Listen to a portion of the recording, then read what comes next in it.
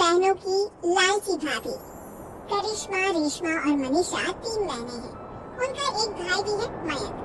मयंक अपनी बहनों को बहुत प्यार करता है, लेकिन मयंक की पत्नी सविता इस मामले में मयंक से बिल्कुल ही अलग है।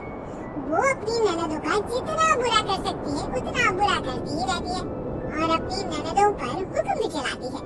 करिश्मा, करिश्मा, तुमने अभी तक नाश्ता नहीं बनाया? तुम्हारे भैया को ऑफिस जाने में देर हो रही है। हाँ भाभी, बस अभी बनाती हूँ। करिश्मा, तुम ये ढीलापन छोड़ दो। कल को पराये घर जाना है। वहाँ अगर तुम इस तरह से काम करोगी तो लोग क्या कहेंगे कि माँ ने और भाभी ने कुछ सिखाया नहीं। और तुम्हारी दोनों बहनें कहाँ हैं? रेशमा मार्केट गई है और मनीषा सो रही है। क्या?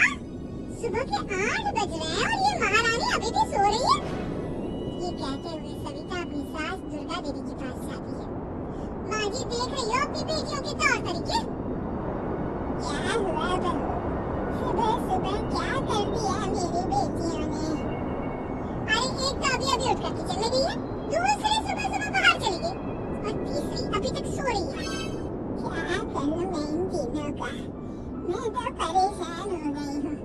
जाकर उठा उसे, रेशमा से मैं बात करती हूँ। सविता सीधा मनीषा के कमरे में जाती है और उससे कहती है, महारानी जल्दी उठो, सूरज सर पर आ गया है। माँ भी थोड़ी देर और सोने दो ना, मैं रात को लेट सोई थी। वो क्या ना यूनिट टेस्ट चल रहे हैं। शराफत से उठती है या नहीं, या फिर पानी की भरी बाल्टी डालूं तेरे ऊपर? नहीं भाभी, मुझे बिस्तर में नहीं आना, उठती हूँ मैं। मनीषा जल्दी से उठकर बाथरूम में चली जाती है। सभी आराम से बैठकर नाश्ता कर रहे होते कि तभी रेशमा बाजार से हाथ में सामान लिए आ जाती है। रेशमा को देखते ही सविता उस पर बरस पड़ती है। लो, आ गई महारानी। ऐसा भी क्या सामान लाना था जो सुबह आंख मलते ही बाजार की तरफ रवाना हो गई?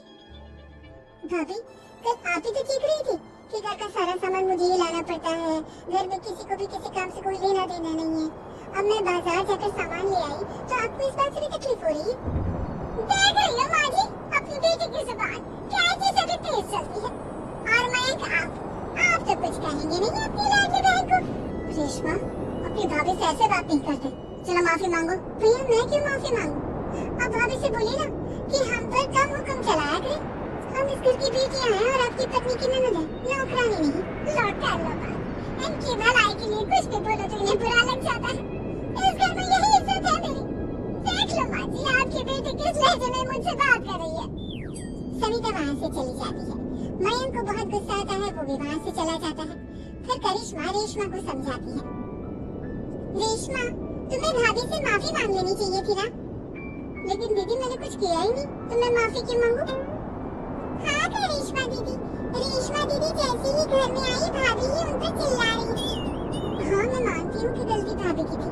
मैं तो इसलिए बोल रही हूँ कि भाभी ने माँ को तो पूरी तरह अपने वश में कर लिया है। वो हमारी बात सुनती ही नहीं। मयंक भैया हमारे लिए हमेशा खड़े रहते हैं, इसलिए उनकी बात का मान तो तुम्हें रखना चाहिए था ना। कोई फायदा नहीं दीदी, कुछ दिनों की बात और है, भाभी उन्हें भी हमारे खिलाफ भड़का देंगी। फिर वो भी माँ की तरह हमारी किसी बात का विश्वास नहीं करेंगे। इसी तरह सविता अपनी तीनों ननदों को किसी न किसी बात पर परेशान करती रहती थी। एक दिन मयंक अपनी तीनों बहनों के लिए गिफ्ट लाया। करिश्मा, ये तुम्हारे लिए हार का सेट। रेशमा, तुम्हारे लिए सुंदर सी ड्रेस। और मनीषा, तुम्हें किताबें पसंद है ना, तुम्हारे लिए किताबें लाया हूँ। थैंक यू भैया। थैंक यू भैया। थैंक यू भैया। करिश्मा, तुम्हारा नेकलेस कितना सुंदर है। ये भैया कहाँ से ले आए होंगे? मैंने भैया को 3 दिन पहले फोन पर ये डिजाइन दिखाया था और आज भैया ये ले आए। सविता तो अपनी ननदों की गिफ्ट्स देखकर जल गई और करिश्मा का नेकलेस तो उसे भी बहुत पसंद आया था। अपनी बहनों के लिए कितना अच्छा नेकलेस लेकर आए हैं, मुझे कभी कोई गिफ्ट नहीं दिया। मैं आज ही ये हार चुरा लूं। रात में सविता करिश्मा का हार चुरा लेती है और इसी तरह उसे अपनी ननदों की जो भी चीज अच्छी लगती वो उसे मांगती नहीं, बल्कि रात के अंधेरे में चुरा लेती। इसी तरह दिन बीतते गए और सविता ने मयंक के दिल में भी उसकी बहनों के लिए नफरत पैदा कर दी। एक दिन मयंक ने करिश्मा और रेशमा के लिए रिश्ता देखा और ये बात उसके घर में सबको बताई। माँ, करिश्मा और रेशमा के लिए बहुत अच्छा रिश्ता आया है, वो लोग कल इन्हें देखने आ रहे हैं। आप और सविता मिलकर सारी तैयारी कर लेना। ये सुनकर करिश्मा और रेशमा खुश हो जाती है, लेकिन सविता सोचती है, अगर इन दोनों बहनों की शादी हो गई तो घर और बाहर का काम कौन करेगा? मनीषा तो एक नंबर की कामचोर है, उससे तो किसी बात की उम्मीद लगाना ही बेकार है। मुझे इस शादी को रोकना होगा। अगले दिन सभी लड़के वालों के स्वागत की तैयारी करने में लगे होते हैं। तभी मयंक अपनी बहनों से आकर कहता है, तैयार हो गए तुम दोनों? देखो दोनों लड़के बहुत अच्छे हैं, मैं कोई कसर नहीं छोड़ना चाहता, इसलिए तुम उनके सामने अच्छे से बिहेव करना और अपनी भाभी से लड़ने मत लग जाना। करिश्मा, तुम वो नेकलेस पहन लो ना जो मैं तुम्हारे लिए लाया था। भैया मैं बहुत देर से वो नेकलेस ढूंढ रही हूँ लेकिन मुझे मिल ही नहीं रहा। क्या तुमने नेकलेस खो दिया? तुम्हें पता भी है वो कितना महंगा था? तुम कोई काम ढंग से नहीं कर सकती। मयंक गुस्से में वहाँ से चला जाता है। थोड़ी देर बाद लड़के वाले भी आ जाते हैं। वो दोनों बहनों को पसंद कर लेते हैं और रिश्ता पक्का हो जाता है। लेकिन सविता के दिमाग में तो कुछ और ही खिचड़ी पक रही थी। वो पंडित जी के पास करिश्मा की कुंडली लेकर जाती है और उन्हें पैसे देकर करिश्मा की कुंडली बदलवा देती है।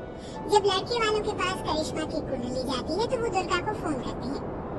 बहन जी, हमने करिश्मा की कुंडली अपने पंडित जी को दिखाई थी। आपकी बेटी की कुंडली नहीं बल्कि दोषों का पिटारा है। लेकिन मैं और मेरे पति इन सब बातों में बहुत विश्वास करते हैं, इसलिए हम आपकी बेटी से अपने बेटे की शादी नहीं करा सकते। इस तरह करिश्मा का रिश्ता टूट जाता है और सभी घर वालों को बहुत दुख होता है। अब कविता सोचती है, चलो करिश्मा का तो रिश्ता टूट गया, अब रेशमा का भी रिश्ता तोड़ना है। क्या करूं? अब सविता आवाज बदलकर किसी अननोन नंबर से रेशमा की होने वाले ससुराल में फोन करती है। हेलो, मैं कौन हूँ कौन नहीं ये आपके लिए जानना जरूरी नहीं, बस इतना सुन लो कि रेशमा का 2 साल से किसी के साथ अफेयर चल रहा है। बस रेशमा का रिश्ता तोड़वाने के लिए सविता का इतना कहना काफी था। अब रेशमा का भी रिश्ता टूट गया। मयंक और दुर्गा देवी ने रेशमा को खूब खरी खोटी सुनाई और उससे बार बार उस लड़के के बारे में पूछने लगी। आप दोनों मुझे क्यों परेशान कर रहे हो? अरे कोई लड़का होगा मेरी लाइफ में तो मैं बताऊंगी ना, जब कोई है ही नहीं तो कहाँ से लाऊं मैं कोई लड़का? तेरे होने वाले ससुराल वालों को फोन किसने किया था? हाँ मैं नहीं जानती किसने फोन किया था, मैं सच कह रही हूँ। मैं तो पहले ही कह रही थी इसकी लगाम खींच कर रखो, लेकिन मेरी सुनता ही कौन है? आप चुप रहिए भाभी, ये सब आपका ही किया करा। अब तीनों बहनों को विश्वास हो जाता है कि ये सब उनकी भाभी ही कर रही है। तीनों बहनें अपनी भाभी को सबक सिखाने के लिए एक वकील कर लेती है और घर में हिस्सा मांगा। देखो भैया, माँ बाप की जायदाद में जितना बेटों का हक होता है उतना ही बेटियों का, इसलिए इस घर के 4 हिस्से होंगे और हमें अपना हिस्सा चाहिए। मैंने तुम्हारे लिए क्या क्या नहीं किया और तुम इस घर में हिस्सा मांग रही हो? भैया, आप और माँ हम बहनों की कोई बात नहीं सुनती हो और भाभी हमारी शादी नहीं होने देगी क्योंकि उन्हें लगता है कि आप हमारी शादी में ज्यादा पैसा लगाओगे और उन्हें हम जैसी स्त्री की नौकरानी कहाँ मिलेगी, तो हम भाभी के साथ तो रह नहीं सकते। हम बहनों को अपना हिस्सा चाहिए। अरे तुम्हें शर्म आनी चाहिए अपनी भाभी पर ऐसा इल्जाम लगाते हुए।